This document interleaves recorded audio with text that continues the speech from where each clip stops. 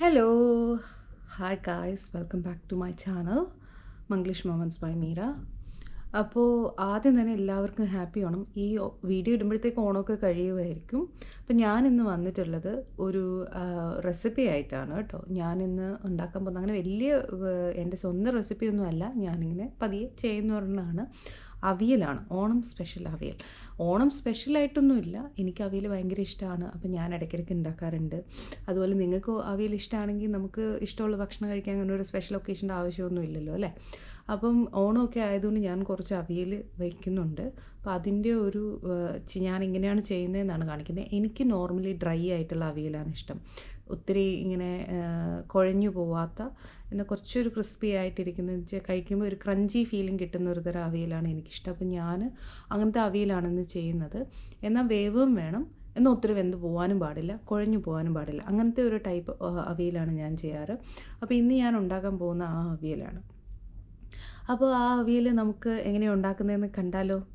അപ്പോൾ ശരി, നമുക്ക് വേഗം തന്നെ വീഡിയോയിലേക്ക് പോവാം. അവിയലിനുള്ള റെസിപ്പിയാണ് കേട്ടോ ചെയ്യാൻ പോകുന്നത്. അപ്പോൾ അതിന് വേണ്ടിയിട്ട് എനിക്കൊരു പാനുണ്ട്, എൻ്റെ അടുത്ത് വെളിച്ചെണ്ണയുണ്ട്, പിന്നെ ഞാൻ ഇവിടെ അരിഞ്ഞു വെച്ചിരിക്കുന്നത് പയർ ബീൻസാണിത്. ബീൻസ് ചെറുതായിട്ട് അരിഞ്ഞത്, പച്ചമുളക് ചതച്ച് വെച്ചിട്ടുണ്ട്, മാങ്ങ ഇത് ഫ്രോസൺ മാങ്ങ കിട്ടിയതാണ് എനിക്ക്. അതുപോലെ തന്നെ എൻ്റെ പൊട്ടേറ്റോ ചെറുതായിട്ട് അരിഞ്ഞത്, വാഴയ്ക്ക, ഇത് എനിക്ക് ചെറിയ കായാണ് കിട്ടിയത്, കറിക്കാന്ന് വേണ്ട നേന്ത്രക്കായ ഉണ്ടല്ലോ അതിൻ്റെ കിട്ടിയില്ല. അപ്പോൾ അതെനിക്ക് അധികം കിട്ടിയില്ല, എനിക്കൊരു മെഴുക്കുരുട്ടിയും കൂടെ വെക്കാനായിട്ടുള്ളത് ഉള്ളതുകൊണ്ട് ഞാൻ കുറച്ചേ എടുത്തുള്ളൂ. ഇതൊക്കെ എനിക്ക് കുറച്ചധികം ഇഷ്ടമുള്ളതാണ്, പക്ഷേ എനിക്ക് കിട്ടിയില്ല. പിന്നെ ഇത് നമ്മുടെ പടവലങ്ങയല്ല, പക്ഷേ പടവലങ്ങ പോലെ ഇരിക്കുന്ന കുറച്ചുകൂടെ കട്ടിയുള്ളൊരു ഐവി കോഡാണെന്ന് തോന്നുന്നു ഇത്. അപ്പോൾ അതുണ്ട്. പിന്നെ എൻ്റെ അടുത്ത് നമ്മുടെ എന്താണ് ഇതിന് പറയുന്നത്, ഇതിനെന്തായിരുന്നു പറയുന്നത്, ഐവി കോഡല്ലല്ലോ, ഇതാണ് ഐവി കോഡ്. പിന്നെന്താ, ഇത് പടവലങ്ങ പോലത്തെ ഒരു സാധനമാണിത്. അപ്പോൾ ഇതെനിക്ക് നമ്മുടെ ഡ്രം സ്റ്റിക്ക് അതല്ലെങ്കിൽ മുരിങ്ങക്ക ഉണ്ട്. പിന്നെ ഇത് കോവയ്ക്ക, ഇപ്പോഴായിട്ടെ കോവയ്ക്ക. പിന്നെ എൻ്റെ അടുത്തുള്ളത് ക്യാരറ്റ്. അപ്പോൾ ഇതെല്ലാം ഞാൻ നീട്ടത്തിൽ അരിഞ്ഞ് വെച്ചിട്ടുണ്ട്. പിന്നെ ഇതിലേക്ക് ഇത് നമുക്ക് ആദ്യം ചെയ്യാം. പിന്നെ നമുക്ക് വേണ്ടുന്നത് തേങ്ങ വേണം, അരച്ച തേങ്ങ വേണം. അപ്പോൾ ഇത് അരപ്പിന് വേണ്ടി, നമ്മുടെ അവിയലിൻ്റെ അരപ്പിന് വേണ്ടിയിട്ട് ഞാനിവിടെ തേങ്ങ ചിരണ്ടിയതുണ്ട്. 1 കപ്പ് മഞ്ഞൾപ്പൊടി കുറച്ച് ഇവിടെ ഞാൻ ഇട്ട് വെച്ചിട്ടുണ്ട്. പിന്നെ 2 പച്ചമുളക് എടുത്തിട്ടുണ്ട്. പിന്നെ ഇതെന്താണ്, കറിവേപ്പില, അതുപോലെ തന്നെ ജീരകം, കുറച്ച് ഉപ്പ്. ഇത്രയും സാധനമാണ് ഞാൻ എടുത്തിരിക്കുന്നത് അരയ്ക്കാൻ വേണ്ടിയിട്ട്. അപ്പോൾ നമ്മളുടെ ചട്ടി ചൂടായി വരുമ്പോഴേക്കും അതിലേക്ക് കുറച്ച് വെളിച്ചെണ്ണ ഇട്ട് കൊടുക്കാം. അപ്പോൾ ഞാൻ ചട്ടിയിൽ എണ്ണ വെച്ചിട്ട് അതൊന്ന് ചൂടായി ഒന്ന് ഉരുകി വരാൻ വേണ്ടി വെയിറ്റ് ചെയ്യാണ്. ഇനി ഇത് ഉരുകി വരുമ്പോഴേക്കും ഞാൻ ആദ്യം ഇടുന്നത് ക്യാരറ്റാണ് ഇടുന്നത്. ക്യാരറ്റ് ഇടും, പിന്നെ അതിന് ശേഷം പൊട്ടേറ്റോ ആണ് ഇടാൻ പോകുന്നത്. എല്ലാം ഏകദേശം ഒരേ വലിപ്പത്തിൽ അരിയാൻ ശ്രമിക്കണം കേട്ടോ. അപ്പം ഞാൻ നമ്മളുടെ ഉരുളക്കിഴങ്ങും അതുപോലെ തന്നെ വാഴക്കയും കൂടിയാണ് ഇട്ടിരിക്കുന്നത്. ഈ കറിക്കായ ആണ് ഇട്ടിരിക്കുന്നത്. അതിനുശേഷം ഞാൻ ഇതിനകത്തേക്ക് ഇടാൻ പോകുന്നത് ചുരക്കയാണ്. നേരത്തെ പറഞ്ഞില്ലായിരുന്നു പടവലങ്ങ പോലെ ഇരിക്കുന്നത്, എൻ്റെ പേര് ഞാൻ കണ്ടുപിടിച്ചു കേട്ടോ, ചുരക്ക എന്നാണ് അതിൻ്റെ പേര്. അപ്പോൾ അത് ഇട്ടു. ഇനി ഇതിനകത്തേക്ക് ഞാൻ ഇട്ട് കൊടുക്കാൻ പോകുന്നത് എന്താണെന്ന് ചോദിച്ചു കഴിഞ്ഞാൽ നമ്മളുടെ ബീൻസ് ഇല്ലേ, ബീൻസിനെയാണ് ഇട്ട് കൊടുക്കാൻ പോകുന്നത്. ബീൻസും അതുപോലെ തന്നെ അതിൻ്റെ കൂടെ തന്നെ ഞാൻ കുറച്ച് പച്ചമുളക് 2 മുറിച്ച് കീറി ആണ് ഞാൻ ഇടുന്നത്, ഇച്ചിരി എരി കിട്ടാൻ വേണ്ടിയിട്ട്. അതങ്ങനെ ഒരു എരിവൊന്നുമുള്ള ഒരു മുളകല്ല. പിന്നെ അതിനകത്തേക്ക് ഇനി ആഡ് ചെയ്യാൻ പോകുന്നത് നമ്മൾ അരിഞ്ഞു വെച്ചിരിക്കുന്ന നമ്മളുടെ കോവയ്ക്കായും അതുപോലെ തന്നെ ഡ്രം സ്റ്റിക്സ് ആണ് ഞാൻ ഇടാൻ പോകുന്നത്. അപ്പോൾ അത് അവസാനം കുറച്ച് അവസാനം എന്നല്ല, കുറച്ചുകൂടെ കഴിഞ്ഞിട്ടാലും മതി. ഇത് ഒത്തിരി വെന്ത് പോകണമെന്നില്ല. പക്ഷേ എൻ്റെ അവിയൽ അധികം വേവാത്ത അവിയലാണ്, അതുകൊണ്ടാണ് ഞാൻ എല്ലാം കൂടി ഒരുമിച്ചിടുന്നത്. ആകെ ഇടാത്തൊരു സാധനം എന്ന് പറയുന്നത് മാങ്ങ മാത്രമാണ്. ഇതിലേക്ക് മഞ്ഞൾപ്പൊടി കുറച്ചധികം ഇട്ട് കേട്ടോ, 1 ടീസ്പൂണോളം ഞാൻ ഇടുന്നുണ്ട്. 1 ടീസ്പൂൺ കാശ്മീരി മുളക് പൊടിയും ഇടുന്നുണ്ട്.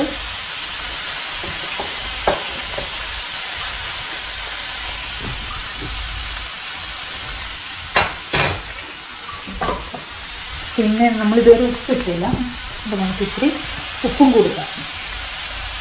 ഞാൻ ഈ ഹിമാലയൻ പിങ്ക് സോൾട്ടാണ് യൂസ് ചെയ്യുന്നത്. കുറച്ചുകൂടി ഹെൽത്തി ആയിട്ടുള്ളൊരു സോൾട്ടാണെന്ന് പറയുന്നത്, അതുകൊണ്ട് ഞാൻ അതാണ് യൂസ് ചെയ്യുന്നത്. എന്നിട്ട് നമുക്കൊന്ന് ഇളക്കി കൊടുക്കണം.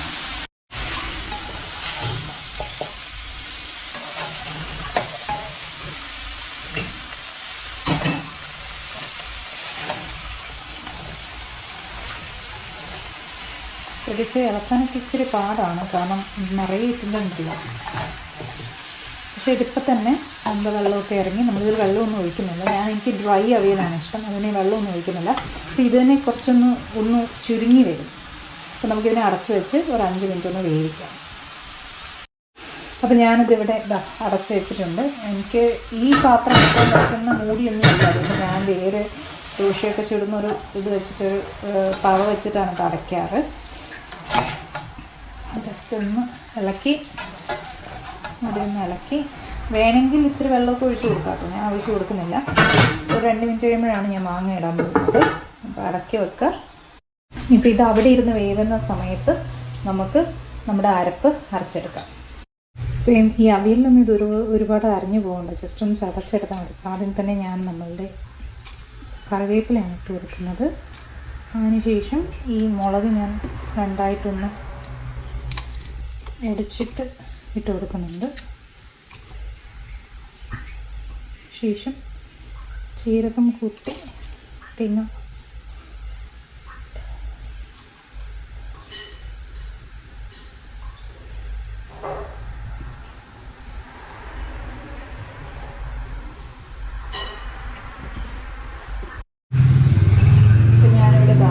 അരച്ച് വെച്ചിട്ടുണ്ട്. ഈ പച്ച നിറം കാണുമ്പോൾ ഞാൻ എന്താ പറയുക, ഇതും കറിവേപ്പിലയും പച്ചമുളകും അരച്ചതുകൊണ്ടാണ്. ഇതിലൂടെ നമ്മളിതിനെ ഇടയ്ക്കിടയ്ക്ക് തുറന്ന് ജസ്റ്റ് ഒന്ന് ഇളക്കി കൊടുക്കുന്നുണ്ട്. ഇപ്പോൾ തന്നെ ഇതിൽ നിന്ന് ഒത്തിരി വെള്ളം ഇറങ്ങിയിട്ടുണ്ട് താഴേക്ക്. ഞാൻ ഇതുവരെ ഒരു തുള്ളി വെള്ളം പോലും ഒഴിച്ചിട്ടില്ല. അടി പിടിക്കുന്ന പാത്രങ്ങളൊക്കെയാണ്, ഇതിപ്പോൾ നോൺ സ്റ്റിക്ക് ആണല്ലോ, ആണെങ്കിൽ നിങ്ങൾ ഒത്തിരി വെള്ളം ഒഴിച്ച് കൊടുക്കുന്ന കുട്ടിയായിരിക്കും. മാങ്ങ ഇട്ടു, അതുപോലെ ഇളക്കി കൊടുക്കാം. എന്നിട്ട് നമുക്ക് അടച്ച് വെച്ച് ഒരു 5 മിനിറ്റത്തേക്ക് വേവിക്കാം. ഞാൻ തുറന്ന് അതിലേക്ക് 2 തണ്ട് കറിവേപ്പില ഇട്ട് കൊടുക്കുന്നുണ്ട്. അതിൻ്റെ മുള്ളിരുന്നുണ്ടോ.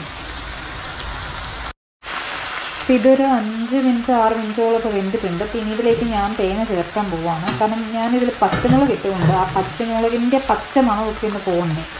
അപ്പം അതുകൊണ്ടാണ് ഞാൻ ഇതിലേക്ക് തേങ്ങ ചേർക്കാൻ പോകുന്നത്.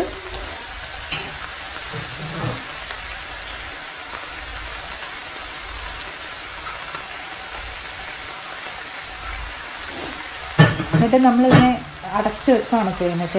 തേങ്ങ ഇപ്പോൾ ഇളക്കി ചേർക്കില്ല. ഇനി ഈ ആവിയിലൊന്ന് തേങ്ങയൊന്ന് വെന്ത് അതിൻ്റെ പച്ചപ്പൊക്കെ ഒന്ന് പോയതിന് ശേഷം നമ്മൾ അവസാനം ഇതിനെ ഒന്ന് ഇളക്കി ചേർക്കുക ചെയ്യുന്നത്. ആ സമയത്ത് നമുക്ക് ഉപ്പ് ഒന്ന് ചെക്ക് ചെയ്യാം.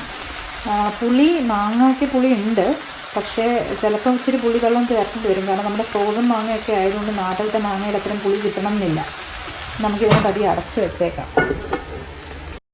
അപ്പോൾ വെന്തും തോന്നുന്നു, നല്ല പച്ചക്കറി വെന്ത മണമൊക്കെ വരുന്നുണ്ട്. അപ്പോൾ ഞാൻ നമ്മളുടെ ഒന്ന് മിക്സ് ചെയ്യാണ്.